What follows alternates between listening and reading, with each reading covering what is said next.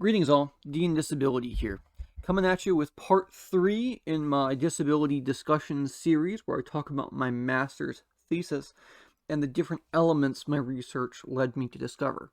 Today's topic is the challenge of disabilities. So, if you'll indulge me in this metaphor, before the knights, that is your players, may take the field, the muster must first reach the meeting ground. The road to the battlefield is often the most dangerous. So too must the disabled player overcome their disabilities before they may begin to play. Much ink has been spilled discussing disabilities and their specific roles in society. Academics like Consalvo, Edwards, Physic exemplify views that utilize lenses that may be used to examine disability. Others, such as Jones and Scott, utilize disability explicitly in their examinations of the challenges disabilities create. The challenge of disabilities, then, can be defined as the extra effort, the difficulties and often overlooked hurdles, sometimes even by disabled players, that are required to engage in playing TTRPGs before, during, and after the game. Challenges can be physical, not being able to see a map. They could be mental, the inability to focus or remember what is happening, and/or they can be social, struggling to interact with other players as opposed to the game itself. While not limited to these three sub-themes, they were prevalent in the sample size and often interlinked. In speaking personally in Bill's game, I've struggled with all three of these elements intermittently. I've had my characters fall into pit traps. I've struggled to communicate with other players. I've struggled to see what was going on. And I've struggled to interact both with the game on a rules level, but also just with the game on a player-to-game level, let's call it. And I'm far from alone in this. The challenge of disabilities, then, can be summarized as the extra work the disabled player must do to play the game.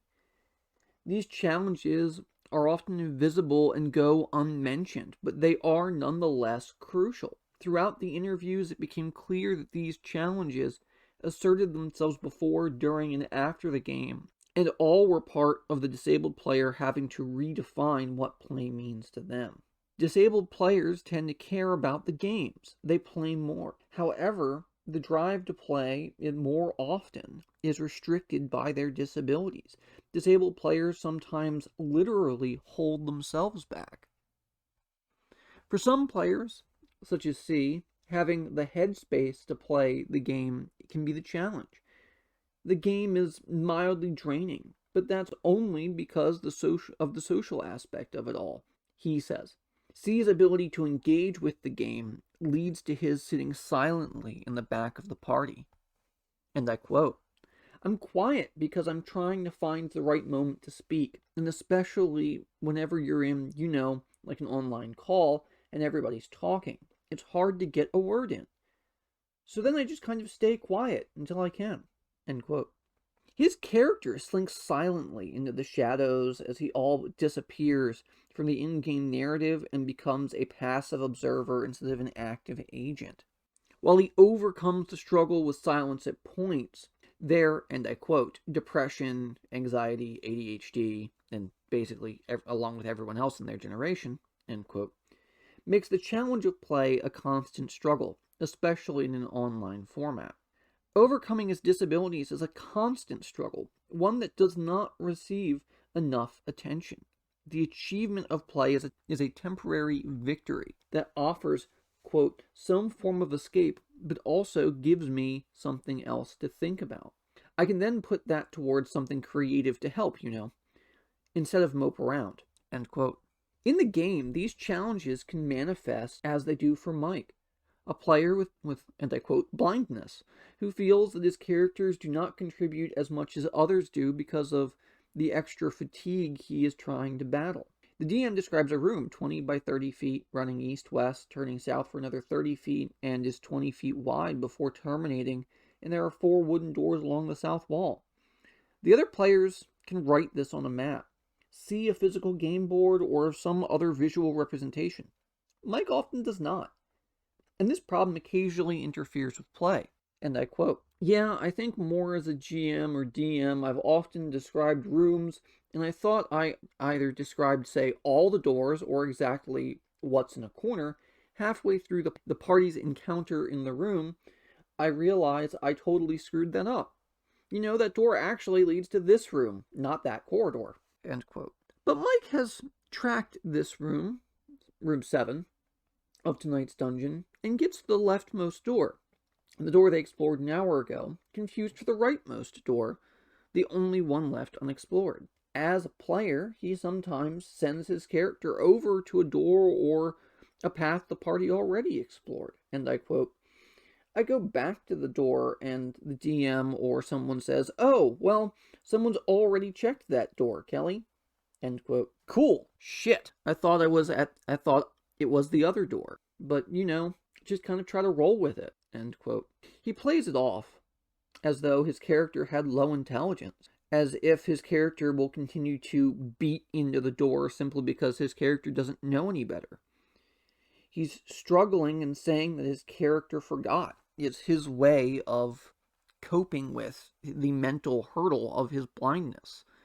I myself do not make maps in dungeons, nor can I make maps. I run into a very similar problem as a player. And this is a glimpse into the challenge of mind mapping that both Mike and myself must do to play the game.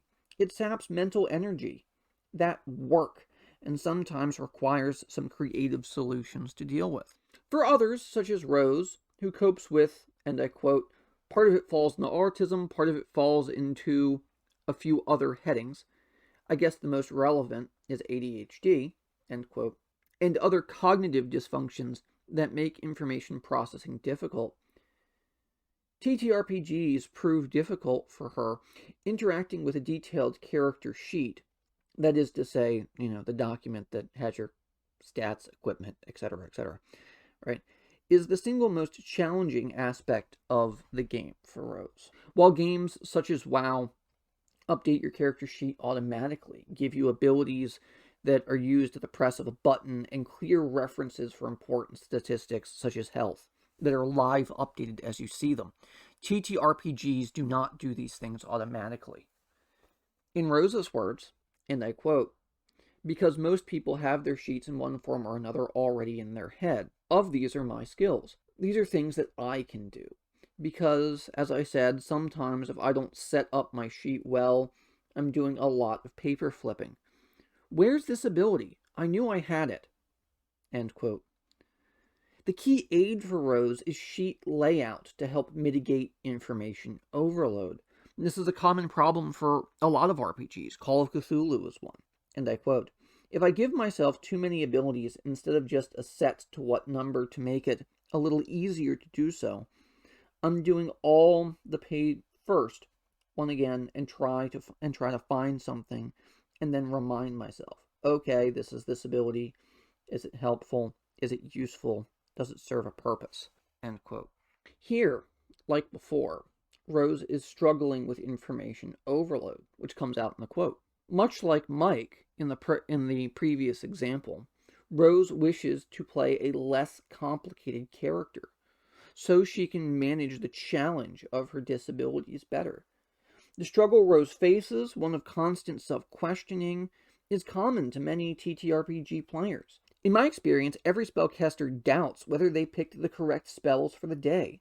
However, for Rose, the problem is amplified by her cognitive dysfunction and can make the game unplayable. For some players like Mike C. Rose, part of playing the game is simply having the tools they need to cope enough with themselves to play the game, to begin with.